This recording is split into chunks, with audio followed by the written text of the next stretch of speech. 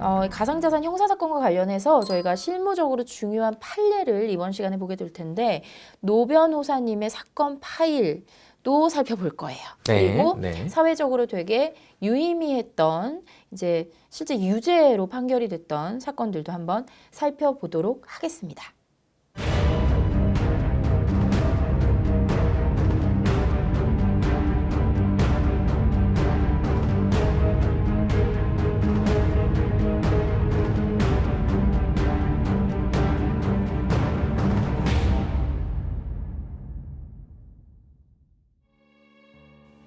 (2019년 4월경입니다) 이 회사는 블록체인을 기반으로 한 웹툰 콘텐츠 활용 플랫폼 회사입니다. 해당 플랫폼 사업은 사업을 영위하는 목적으로 G토큰을 발행하는데요. 해당 토큰은 1달러에 발행했고 최대 10달러까지 가격 상승이 있을 것으로 예측하며 판매가 이뤄졌습니다. 당시 대형 가상자산 거래소에 상장을 예고하고 있었기 때문에 많은 분들이 10배에서 100배의 수익을 기대할 수 있었죠. 이 회사의 이름으로 25억 원 규모의 ICO가 진행됐고 비트코인 등의 가상자산이 모아졌습니다.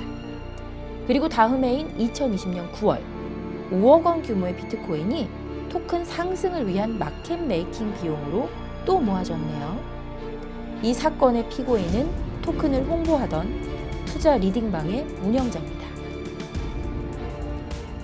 이 뭐죠? 이 보통 이런 토큰 판매 주체는 회사 아니면 회사가 설립한 재단 아니에요? 근데 어떻게 이 피고가 이걸 홍보하던 분이 사기를 하죠?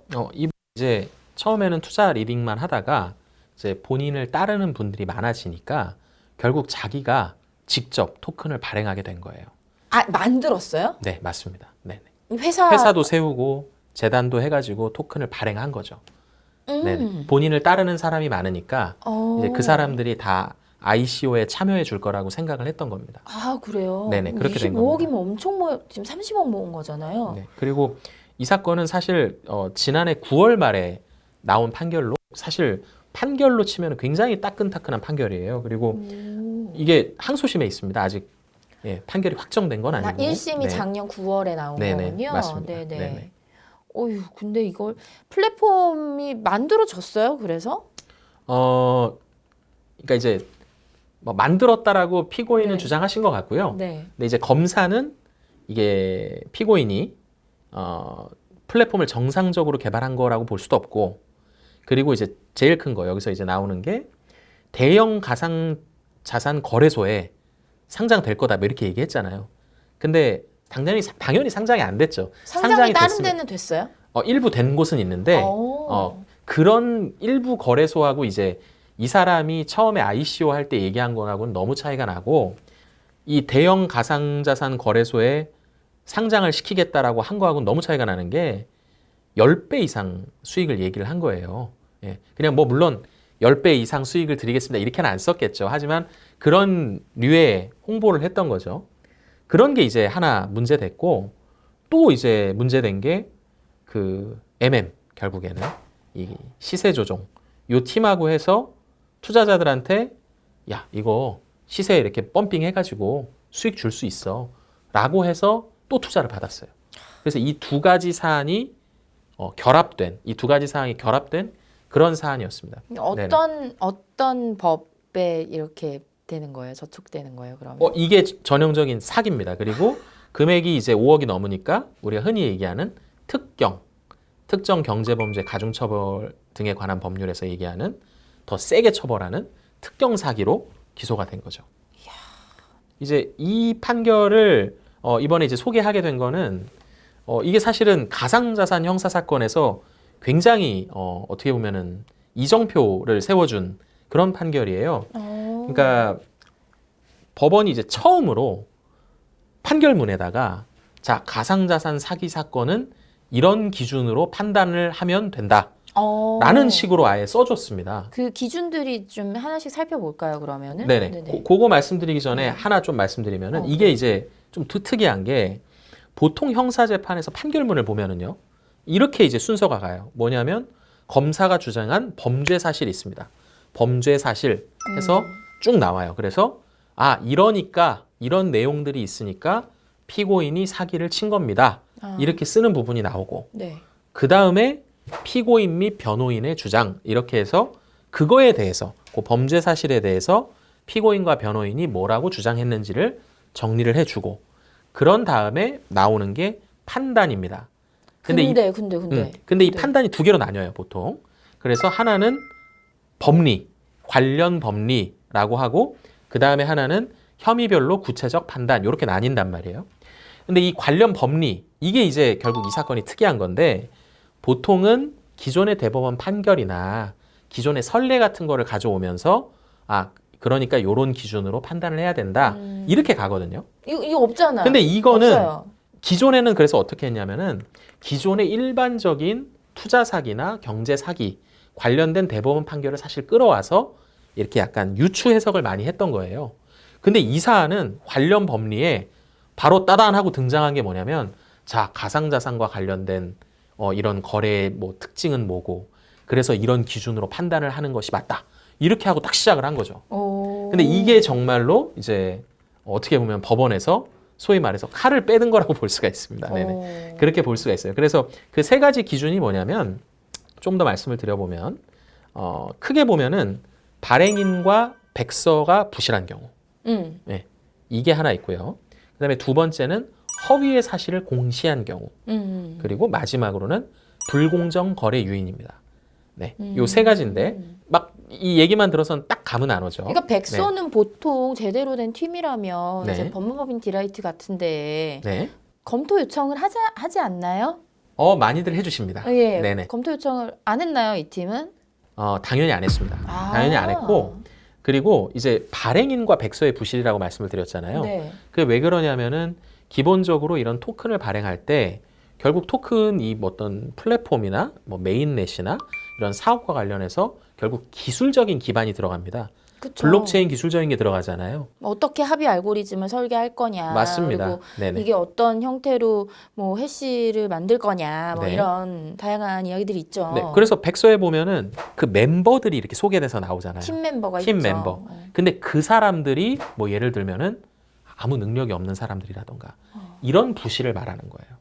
그냥 이름만 땅땅 썼지 실질적으로 이런 블록체인 기술을 구현할 수 있는 그런 사람들이 아니었다라고 하면 여기서 말하는 이 법원 판례에서 말하는 발행인의 부실이 되는 거죠. 여기 그런 거예요, 지금? 이 사안도 그랬어요. 그리고 백서의 부실은 백서에서도 구체적으로 어떻게 개발할지 이런 걸 좀 더 자세히 써주고 그 내용에 거짓말도 없어야 된다. 이런 기준을 만든 거죠. 왜냐하면 가상자산 거래에서는 이 백서가 투자 결정의 중요한 판단 근거다라고 법원에서 본 거예요.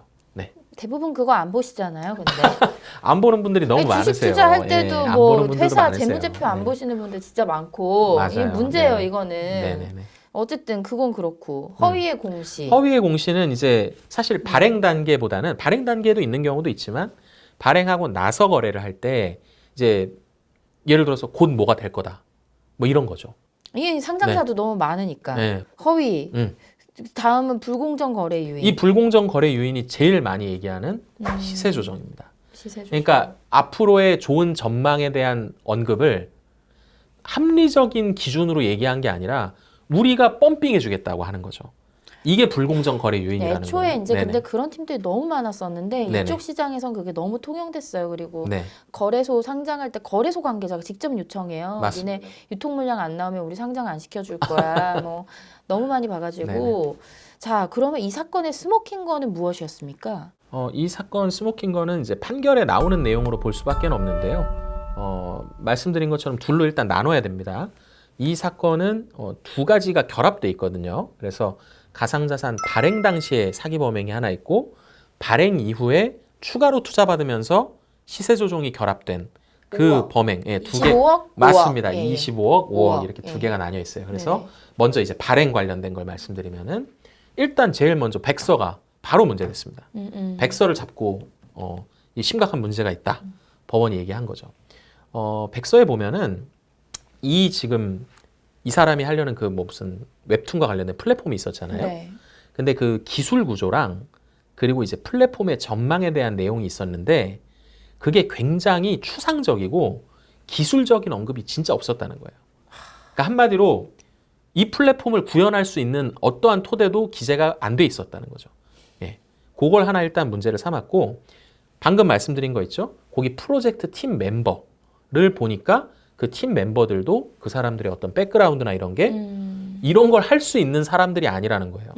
그게 이제 그 증거로 제출이 됐겠죠. 그런 게 이제 두 가지가 있었고 그 다음에 그건 이제 맨 처음에 백서 자체의 문제죠. 그리고 실제로 그럼 백서가 이제 실행됐냐라는 걸 보니까 뭔가 이 플랫폼 개발하려고 뭐 코인을 쓴 게 있어요. 뭐 예를 들면 뭐 이더리움을 뭐 지출하고 이런 게 있어요. 그런 게 있는데 그게 충분히 노력을 다했다고 보기 어렵다고 판단이 돼 있어요. 근데 이제 이거는 구체적으로 왜 그렇게 판단했는지는 자세히는 안 써 있는데 아마 제 생각에는 거의 신용만 하지 않았나 싶어요. 내역 같은 경우도 부실하고 그냥 뭐 예를 들어서 이더리움이 어디 지갑으로 갔는데 구체적인 내용물도 부실하고 이러니까 이건 제대로 개발하려고 한 게 아니라 신용만 한 거다. 이렇게 판단을 한 것 같고 그 다음에 실질적으로 개발이 무산된 걸로 보이는 정황이 발견됐답니다. 네네. 이건 아마 뭐 회사 압수수색 같은 거 해서 뭐 어떤 문건이나 이런 게 발견된 게 아닌가 싶긴 해요. 추정하건대 그런 것 같습니다. 그리고 뭐 이런 것도 있었습니다. 백서 내용 중에 무슨 어떤 중국 업체하고 뭐 긴밀한 관계 뭐 이런 내용이 있었는데 사실 없었다는 거죠. 아 근데 실제로 그런 팀들 되게 많았어요. 뭐 심지어 네. 대기업 로고 막 이렇게 네. 써놓고 네. 백서에 보면 네트워크 엄청 많습니다 했는데 다 그거 네. 보면 네. 진짜 계약 하나도 안 하고 MOU도 체결 안 하는데도 로고 막 써가지고 있는 것처럼 그러니까요. 많아요. 네. 두 번째. 백서의 부실 하여간 굉장히 중요한 부분이고 네. 두 번째 아까 말씀드렸던 이 가상자산 발행과 관련해서 또 많이 문제되는 거 뭐라고 말씀드렸죠? 상장. 그렇죠. 요 상장 관련된 게 바로 문제됐어요. 그래서 대형 거래소 상장이 예정되어 있다라는 식의 표현이 있었는데 구체적으로 예정된 게 아니었습니다.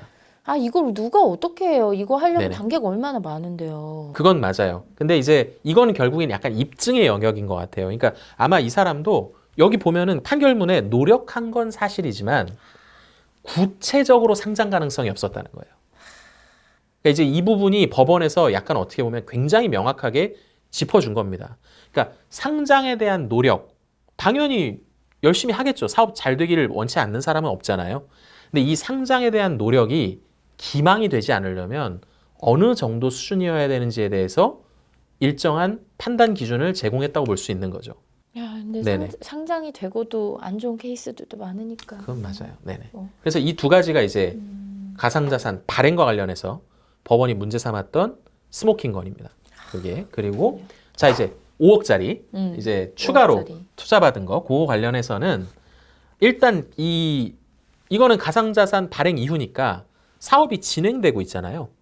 이 진행 상황에 대해서 뭔가 얘기를 했는데 그게 거짓말이었답니다. 아. 그게 사실과 일치하지 않는 부분이 많았어요.